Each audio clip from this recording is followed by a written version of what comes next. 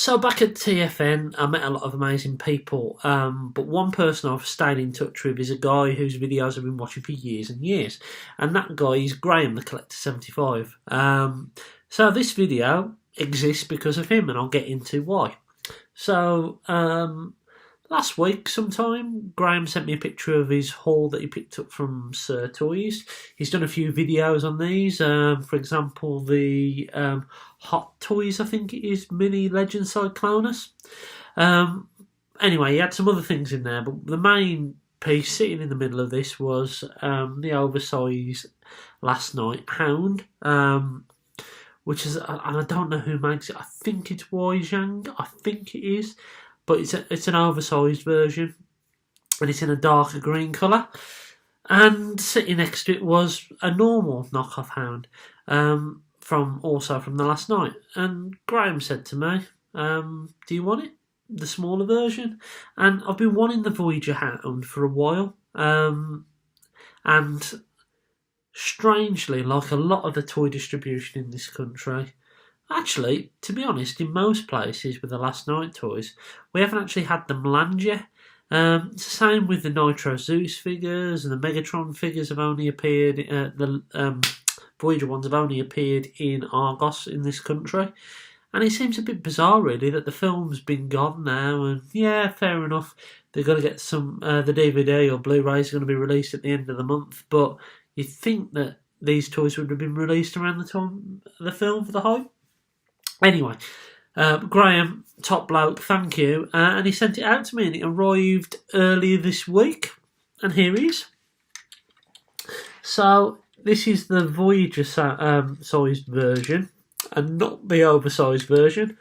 I'm sure Graham will be doing a review on that one if he hasn't already done one. Sorry, I've been working long hours this week, so I haven't been able to catch up on all the videos.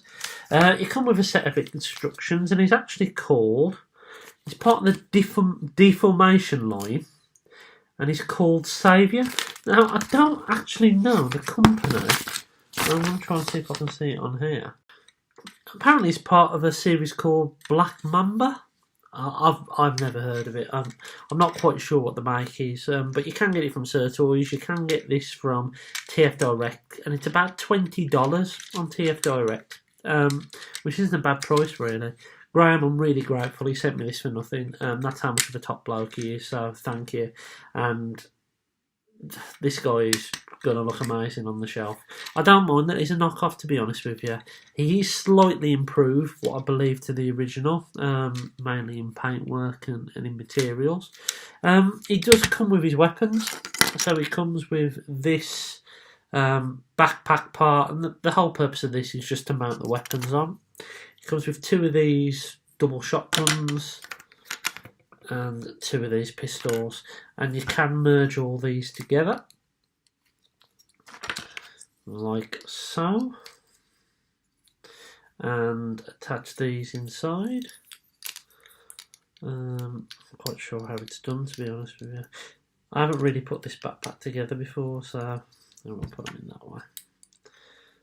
There we go, that kind of works. So you can merge them together like that. And then these plug into the ports on the back.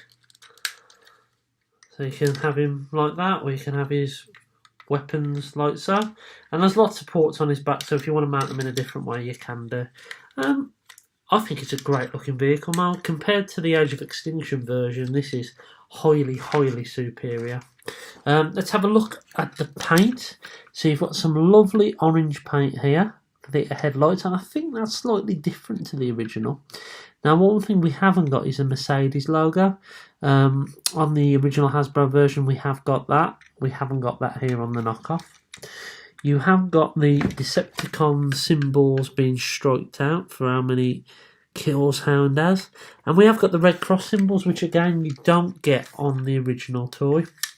For the rest of the vehicle, there's not a lot of paint apps in vehicle mode. You've got a bit of black paint here. I think this is die-cast metal, which again isn't on the original toy.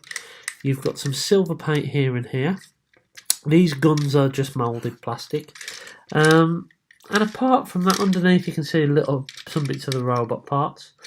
But all in all, that's it for paint apps. And you know what? That's fine. It works for me. I do like the colour. It's not quite military green, but it isn't.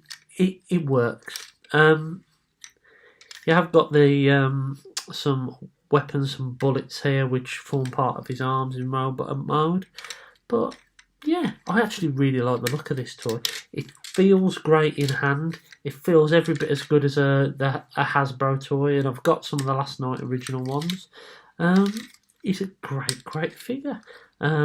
Great vehicle mode, and even though the last night has had some, let's face it, god awful figures and repaints of figures that were disappointing in the first place, it has had one or two gems, and I think this is absolutely one of those. So size comparison wise, here's Hound next to the last night Hot Rod, and this is the official version. The weight difference is quite astonishing when you hold these in hands. I know this is a deluxe and I know this is a Voyager, but this feels so light compared to Hound, and it must be all the die-cast pieces that the Black Mamba people or whoever make these have actually built into this figure. But as you can see, they do scale quite nicely together. I think that works for me. And here is Hound in his robot mode, and it is such a stunning robot mode. When I first saw Hound in the last night, wasn't it? No, Age of Extinction, sorry. I didn't really like his robot design, and half of that reason was the toy that was available. It wasn't great looking. This guy looks phenomenal. So, should we start off with some articulation? But first of all, it's worth pointing out that this guy can take his helmet off. And this helmet is die cast, has a lovely little red cross on there, and it just tabs in to the top of his head, and that's a movie accurate look because he does take his helmet on and off in the movie. So the head is on a ball joint, I believe, and can look up and down slightly, and left and right. Can't do a full 360 because of his stunning beard there. Look at those beautiful blue eyes. Really well done. The arms can't do a 360 because of the backpack. Elbows can do around 90 degrees. Now you can do a double, it's got a double joint on there if you move these bullets out the way. I kind of like to move those around the side. I think they look quite good there. You've got a swivel. You've got no articulation in the hand. You've also got a waist swivel. Can't do a full 360, but that is there. The legs, if you move up the front panel, can go up and forward like so, and back like so. Now, quite funnily enough, I thought this guy didn't actually have a knee bend, and it was because the knee joint was so tight, but he does have a knee bend, even though it is a bit obstructed by this kibble on the back. You do get a slight ankle tilt due to transformation, which is really handy. And I think he's a great looking figure. For a KO, does he feel like a KO? No, he doesn't. Is he as good quality as in terms of paint and re-engineering as, for example, the Evasion Mode Optimus Prime? It's not that kind of upgrade. There's been some subtle changes in regards to materials and paint, but nothing to do with the mould that I can notice.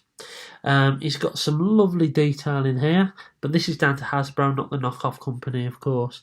He's got a bit of grey plastic in there, some black paint there, and this lovely coppery gunmetal colour. I think he looks great, and if you can get this guy, as I say, from TF Direct for $20, that's the equivalent of what, 15 quid? You're going to be paying £33-35 for the original version of this, and unfortunately Hasbro, I think you might have priced a lot of fans out of the market with these, because he's absolutely 100% worth the standard price of a Voyager, £20-25. He's not worth any more than that, in my opinion. He is an amazing toy, he's a great Voyager figure, but that price point is just far too much. Which is where knockoff companies like this will start to flourish, really, because they're offering the same product with better materials and paint for half the cost. It's crazy, really, that we're living in that world, but there you go. His weapons can untab. You can put his shotgun in his hand like so. And you can also put his pistol in his hand like so. So you can have him shooting away if you do decide. What I like to do is I like to have the weapons, the big shotguns, because to be honest with you, I don't like the look of them, and it might be because they're not movie accurate, but I like to store those on his back, and I just like to use the pistols, and I think that looks a pretty movie accurate look.